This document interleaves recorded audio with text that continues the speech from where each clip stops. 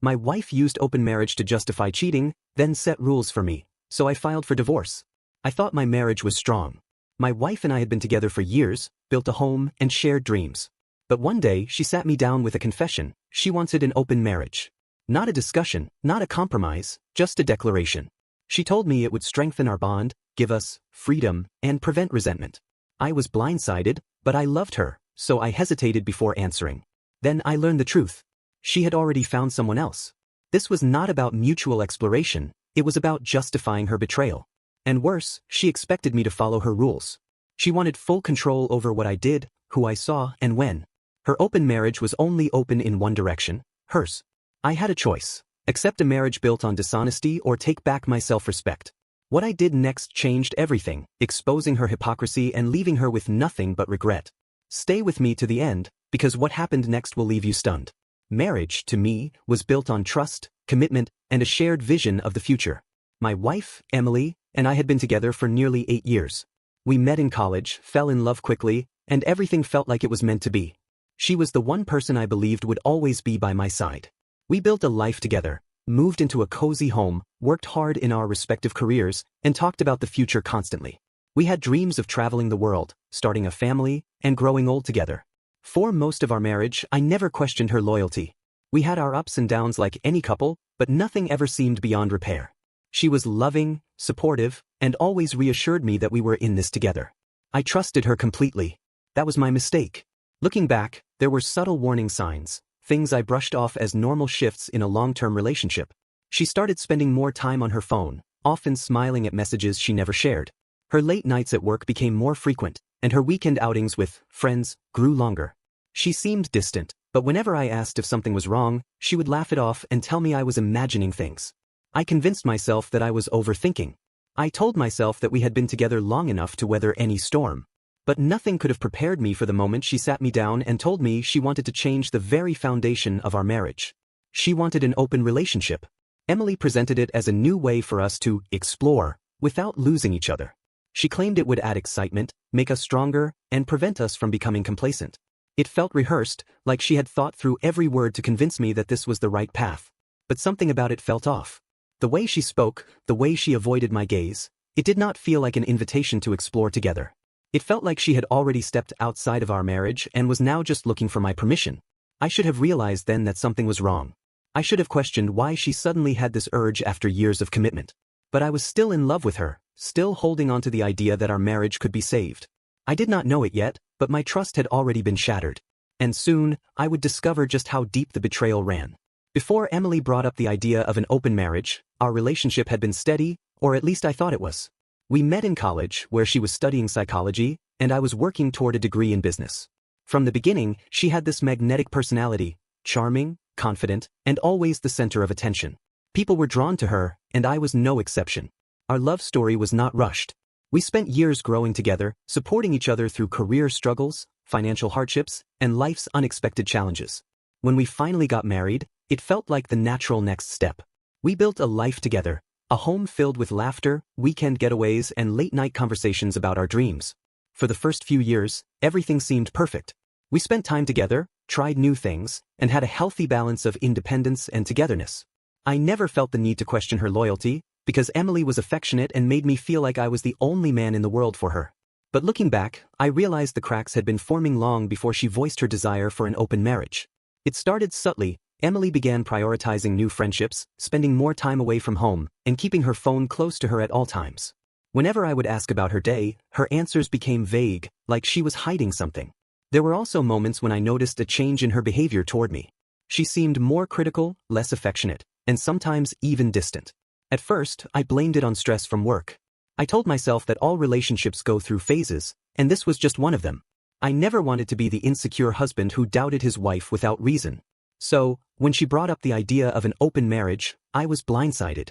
Emily framed it as something progressive, a modern way to maintain excitement while staying committed to each other. She assured me that this was about us, and not just her. But no matter how much she tried to dress it up as something healthy, I could not shake the feeling that something was already broken. She set the rules immediately, rules that felt designed to benefit her more than me. She would decide when and how we would explore this new arrangement. She insisted that emotions had to be kept out of it and that honesty was key. But I had an uneasy feeling that her version of honesty was selective at best. I did not realize it then, but I was being manipulated. And soon, I would uncover the truth. Emily had never been looking for an open marriage. She had simply been looking for a way to justify what she had already done. At first, I tried to convince myself that maybe Emily genuinely believed in the concept of an open marriage. Maybe she had read something or spoken to someone who made her think this was a way to strengthen our relationship. I did not want to assume the worst, but something about the way she introduced the idea felt rehearsed. Like she had already made up her mind long before talking to me. The first real red flag was how quickly she set her terms. She made it clear that she would be the one dictating the boundaries. She said she would only see people she had already vetted, people she felt were safe. I asked her what that meant, and she gave me vague answers about trust and emotional intelligence. Her next rule? I was not allowed to ask for details. She claimed that openness did not mean sharing everything because knowing too much could cause unnecessary jealousy. However, if I were to see someone, she wanted full disclosure, who they were, where I met them, and what we did together. That was when I realized this was not an agreement between equals. This was her justifying something she was already doing.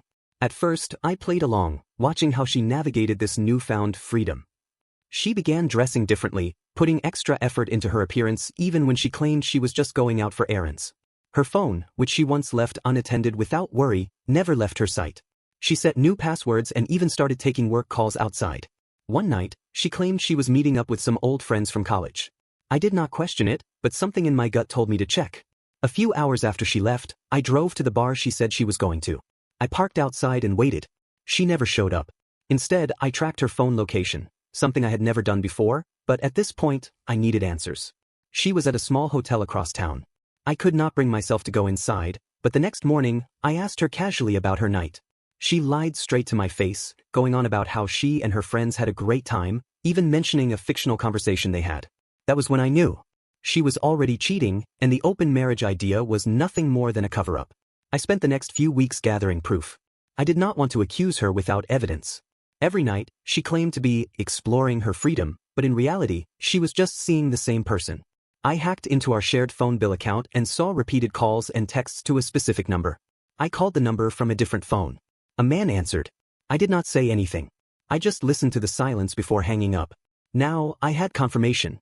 Still, I wanted to know who he was, and why she had chosen to betray me in this way. So, I kept digging. Eventually, I found out the worst possible truth. It was not just one man. It was two. And both of them were married. The moment I realized Emily was involved with two married men, something inside me snapped. This was no longer about a failed marriage. This was about betrayal on every possible level. She was not just cheating on me, she was helping other men betray their wives, creating destruction in multiple families. At first, I did not know how to process it. I sat in front of my computer screen, staring at the call logs, text messages, and hotel bookings I had pieced together. I had screenshots, timestamps, and even credit card transactions showing the expensive dinners and gifts exchanged. The evidence was overwhelming. And yet, she still came home every night, smiling as if nothing was happening. I wanted to confront her immediately. I wanted to scream, to demand answers, to ask her why she had done this to me. But I held back. I needed to be smart about this. If I confronted her too soon, she would deny everything. She would twist the truth, play the victim, or worse, try to manipulate me into staying. So, I decided to let things play out. Emily continued to act as if we were in some sort of agreement. She spent her nights out, meeting her approved partners, while I remained at home, pretending to accept the rules she had set. But behind the scenes, I was working on my plan. The first step? Finding out who these men were. It took me less than a week to gather enough details. One of them was a man named Jacob. I found his social media, his wife's profile, and even pictures of their two young children. The other man, Mark, was someone Emily had known for years, an old acquaintance from her previous job who had apparently kept in touch. I felt sick knowing that these men had wives who were just as unaware as I had been. That was when I made my decision. I was not just going to confront Emily. I was going to expose everything. The night before I put my plan into action, I acted completely normal. I even asked Emily if she wanted to go out for dinner, pretending I was making an effort in this so-called open marriage. She agreed, not suspecting a thing. Over dinner, I asked her if she was happy. She smiled and said, I think this arrangement has made things better for both of us. That was the moment I knew there was no saving our marriage. She did not feel guilty. She did not feel remorse. She truly believed she had done nothing wrong. I nodded, pretending to agree. Then, the next morning, I sent everything I had gathered to the wives of both men. Emails, screenshots, call logs, everything. I kept my message short and to the point. I thought you deserved to know the truth. What happened next was absolute chaos. Within hours, my phone started blowing up. Emily called me repeatedly, but I ignored every call. I could only imagine what was happening on her end. The confrontations, the anger, the destruction of multiple lives. By the afternoon, she came home in a panic. Did you do something? She demanded the moment she walked through the door. I looked at her calmly. What do you mean? She was frantic. Jacob's wife just messaged me. She knows everything. So does Mark's wife. They are threatening to leave them. Mark is saying I ruined his life. What did you do? I leaned back in my chair. I told the truth. Her face went pale. You had no right, she started, but I cut her off. No right?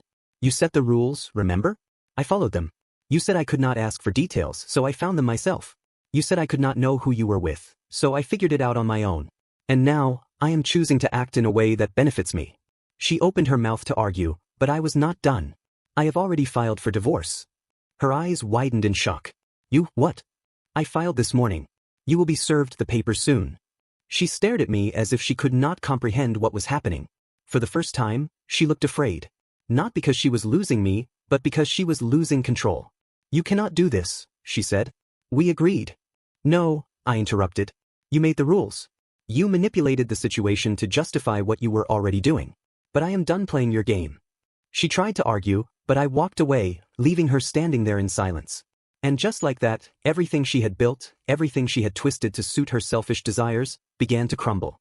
The days following my revelation were a whirlwind of chaos.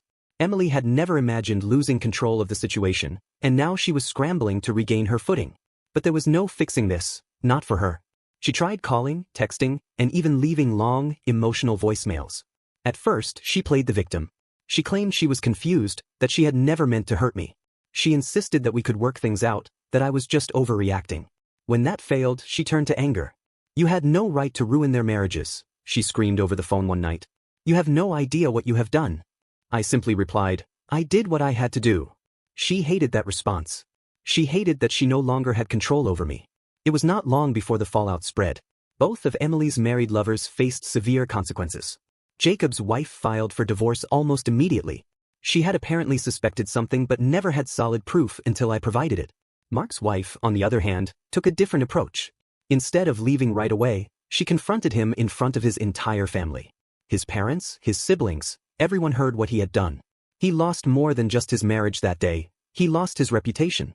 Emily, however, was facing a different kind of backlash. Word spread quickly, especially among our social circles. Friends who once admired our modern approach to marriage now saw the truth. They saw that Emily had not wanted an open relationship, she had wanted an excuse. She had wanted to justify her betrayal, to set rules that only benefited her while ensuring I remained powerless. And people were not sympathetic. Some of her closest friends distanced themselves. Others outright confronted her, asking how she could do something so selfish and cruel. She was no longer the confident, free-spirited woman she had pretended to be. She was now the woman who had destroyed multiple marriages for her own pleasure. She moved out within a week. Filing for divorce was the easiest decision I had ever made. When Emily received the official papers, she sent me one last message. You are making a mistake. One day, you will regret this. I did not bother responding. There was nothing left to say. The divorce process itself was smooth. I had all the evidence I needed to show her infidelity, and in my state, that played in my favor. She tried to negotiate, tried to claim that we could settle things amicably. But I stood my ground, kept the house. I kept my savings. And most importantly, I kept my dignity. Emily, on the other hand, lost almost everything. Her reputation was shattered. The people who once admired her independence and confidence now saw her for what she truly was, someone who had manipulated and betrayed the very people who trusted her. She tried to recover, tried to build a new life, but the damage was done. I heard from mutual friends that she attempted to start a new relationship, but things never worked out. Trust was something she had taken for granted, and once it was gone, she realized how hard it was to earn back. As for me, I moved on. It took time, but I healed. I reconnected with old friends, focused on myself, and rebuilt my life on my own terms. I learned that love should never be a game of power, that trust should never be conditional, and that real relationships are built on mutual respect, not manipulation. Looking back, I do not regret a single thing. Emily thought she had won, thought she had control. But in the end, the only thing she truly controlled was her own downfall.